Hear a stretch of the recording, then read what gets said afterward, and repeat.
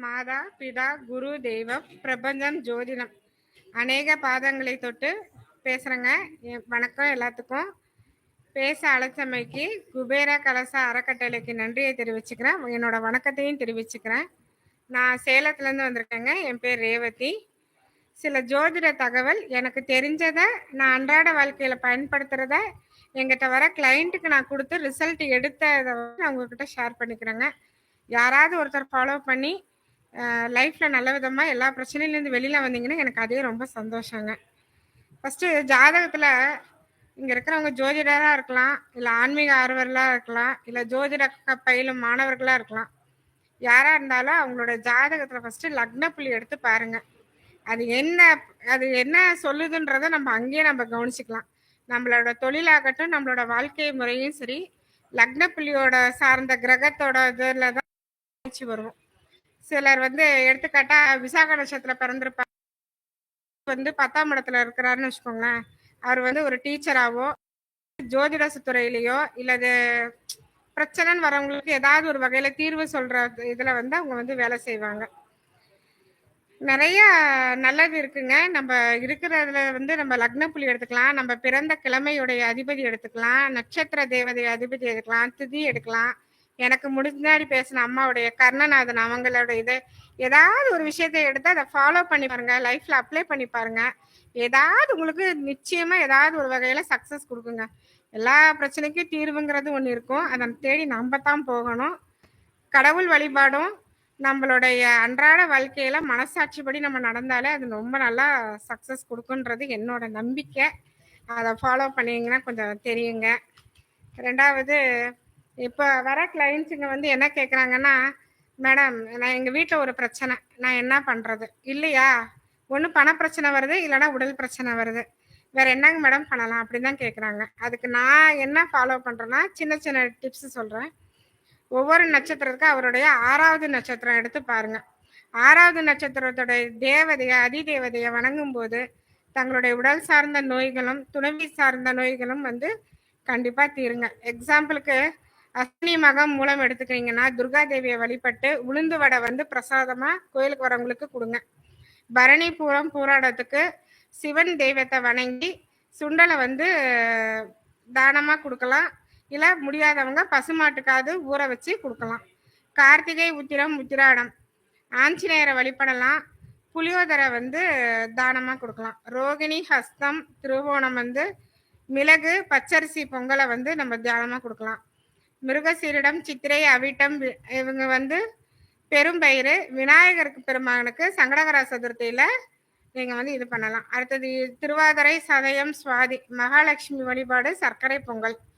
புனர்பூசம் விசாகம் பூரட்டாதி சிவன் வழிபாடு தேன் அபிஷேகத்துக்கு கொடுக்கலாங்க. அப்படி இல்லைன்னா சின்ன சின்ன பாட்டிலாக வாங்கி முடிஞ்ச அளவுக்கு ஒரு 11 பேத்துக்கு 18 பேத்துக்கு அந்த மாதிரி ஏதாவது கொடுங்க.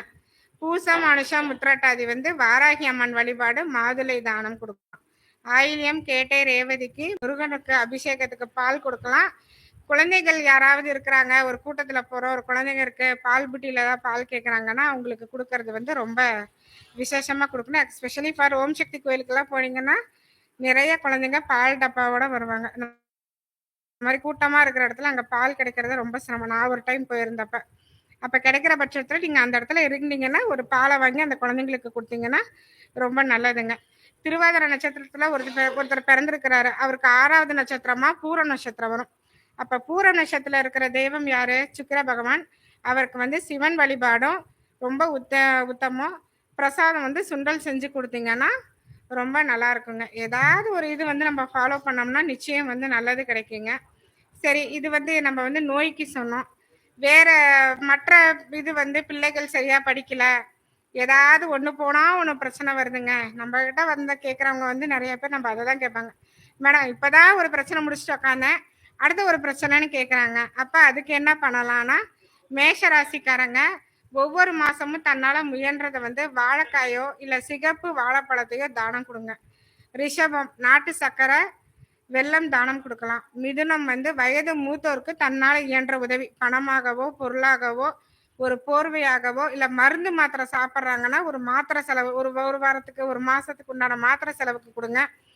கடகராசிக்காரங்க பச்சரிசி பொங்கல் சிம்மம் வந்து கோதுமை மாவு, கோதுமையால் செய்த உணவு வந்து முதியோர் இல்லத்துக்கு குடுங்க. முதியோர் இல்லம்னு சொல்றத விட, மூத்தோர் இல்லம் சொல்றது தான் நல்லது அப்படின்னு நான் நினைக்கிறேன்.